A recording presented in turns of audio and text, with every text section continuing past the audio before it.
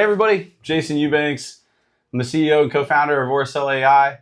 Aurasell is a go-to-market platform built in an AI native era for intelligent automation. Today, I'm joined by Jesse. He's going to get into what he does here in just a second, but I've had a lot of questions on podcasts and in meetings, just talking about what the future of SDRs look like in an AI era. And I thought the best way to have that conversation with all of you is to bring in our SDR leader. Thanks, Jason. A little background for myself. So Jesse Martucci, I'm the Director of Sales Development here at Aurasell. A little pedigree, right? I spent 8.5 years at Oracle coming up there. I started as an SDR, went on and I sold platform and infrastructure services for 3 years there. And then I actually got into SDR leadership there, right? Spent 8.5 years there. And then after that, I actually wanted to go build something. So I joined MongoDB when they were about 500 million in revenue. I was one of 4 first-line leaders there. We grew the team to 10 SD teams as well as 7 inside sales teams. And then I was there for 4 years and I wanted something where I was going to have ownership finally, right? I felt like that was the next step. And kind of out of coincidence, I ran into Jason at that time and he told me about Aurasell and I kind of dropped everything I was doing and wanted to jump over here and be part of it. Use Aurasell and only Aurasell. Yeah. So how does that contrast? They come in partway through January, they're on the phones.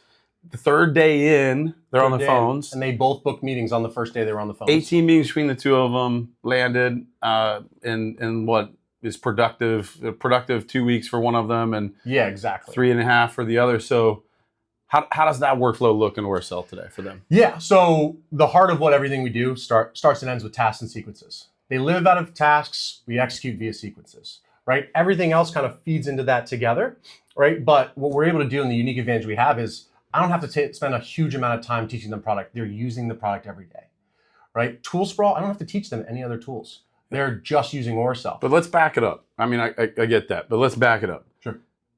What do they actually do? Like they come in, it's day 3. Yeah. They log into Aurasell and then what? So they log into Aurasell. What we did was we built the sequences on day 2. We were dropping people into those sequences from our contacts and account research pages. Okay. On day 2, so they woke up and when they started calling on day 3, they went to tasks immediately. How do they know which accounts to focus on and which contacts within those accounts to focus on? Yeah, so both from our buyer personas as well as our ICP, which is built immediately out of the box, right? What we actually were able to do is we were able to pull in the sales teams and use the ICP as well as the buyer personas to narrow down the people we wanted to go after. Then we built some custom views in our account and in our contact pages that they saved for themselves based on that conversation enablement we did in day 1 and day 2. Okay. Those custom views, did you have to go to ops to have that set up or what happened? It's a great question because I used to have to do that, right? What actually they were able to do is they were able to do it themselves and they would click save. All right. And if they wanted to add a new filter, they were able to resave that new view or do different ones. They could have. So they log in, it's day 3, they log in.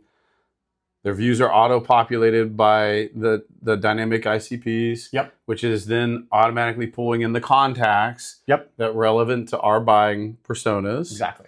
And then you worked with the reps to figure out the tier 1, tier 2, tier 3, which was auto-assigned.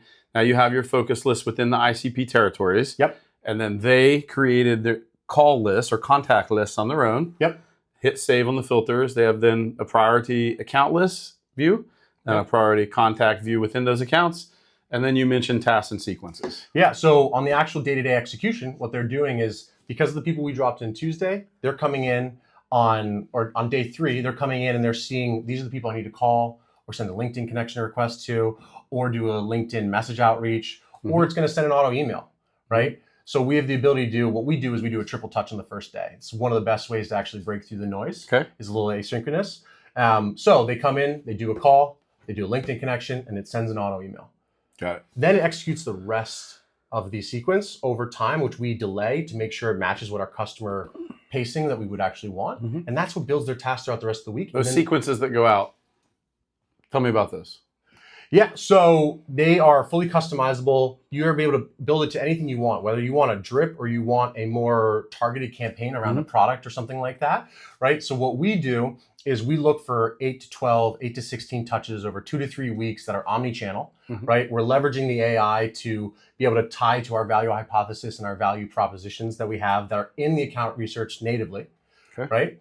That's giving a good picture of what we're doing. We're also using other things like syntax to actually vary the wording that we're using to make sure that it's coming across as human. It's not this stock copy that keeps going out that a lot of my competitors I see doing, and I candidly used to do myself at times, right?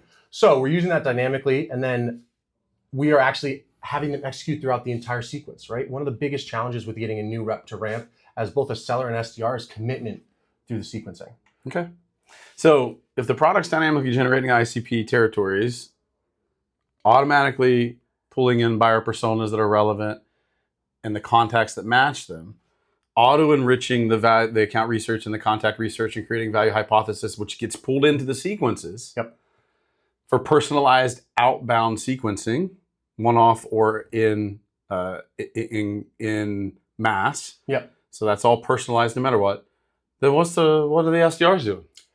They talk to people. They talk to people. Right? So like gone are the days where like, oh, I really need to spend hours writing this this message, or I need to really take forever and go through LinkedIn and then dedupe that and look at Zoom info and see what's right. Is this a right number? Is this not a right number? We get rid of all that. So they execute based on tasks. Okay. So when they get engagement or they see a prospect warming up through those automated processes, how are they talking to them? So we are leveraging if you go to the account page, you can see the impact that we could potentially make in the account based on the customer's value pyramid that they have, which is their strategic objectives and how they're going to execute against that. And then we overlay how Aurasell can add value based on those things. And we highlight the things where we're going to be the strongest. So that's what you're talking about. I mean, physically, how are they reaching out to them, contacting them? Oh, sorry. Great. They're calling through our products. I'm not using a different product, right? We're calling directly through Aurasell. Right? Directly through our dialer, which, by the way, we also have call recording. So from a coaching standpoint, I can see exactly what they're doing. We can have feedback immediately about it. And we're changing objective handling as well as pitching like on the fly daily because I have that quick information. That's fantastic. And you're not chasing dashboards because the dashboards are automatically being created because when the emails are generated, the calls are being placed in the platform.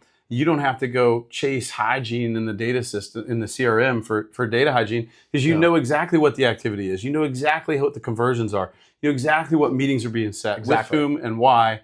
And to your point about the signals and the transcripts that are coming off the voice calls, that's automatically updating the opportunities. Because the moment there's a touch point, the system automatically creates a research opportunity. Still not sales qualified, but a research opportunity for that contact in that account. And then that call and those signals from that voice call are updating that opportunity again. So we have closed loop on hygiene. We have closed loop learning on coaching. And it continues to build as we progress through the rest of the sales process. What we didn't even touch on is follow-ups, right? Like perfect example is we had a call the other day with a customer that said it wasn't the right time. And they said, reach back out. And they gave some good reasons as to why. And they said, reach back out in 2 to 3 months.